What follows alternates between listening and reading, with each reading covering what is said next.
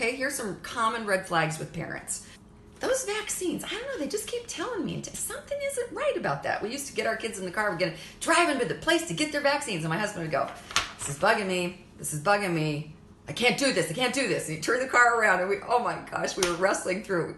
We have been pioneering since the day we met. And pioneers, they got their machete, and they're cutting down the weeds, and they're trying to figure this out, and they got their hatchet, but there's so many questions, and there's not all the data you want, but something in your spirit says, I don't like that, don't like that. Okay, so fashion. I know that those are the only swimsuits on the racks at Target, but something tells me a 5-year-old shouldn't be in a string bikini. But this is what's fashionable. I don't want Sally to be left out. I mean, I wouldn't want Junior to be rejected by his peers. Maybe we should just go ahead and do that.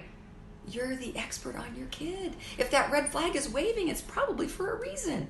Talk to a mom or a dad that you deeply respect, who isn't hyper legalistic, who loves the Lord and who has wisdom, who's doing a good job, you see good fruit in their lives.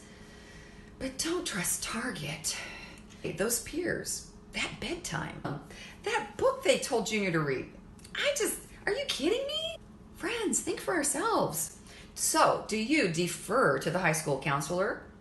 I had a friend who knew his son was having a drug issue. He just sensed it, he just smelled it, it was just little, but it was crawling up the back of his neck, and he went and he talked to the high school counselor because the high school counselor was the expert, and he was going to sort his son out. Well, the high school counselor lost the memo on the desk, never did talk to the kid. He's in jail today, but I'm not saying it was the high school counselor's fault. I'm just saying that the father needed to take his own authority. He had his own voice. He was the professional. He was the expert for his son. He knew his son. He raised his son. He produced his son. He lived with his son. But he handed it over to the high school counselor because the professional was going to handle it.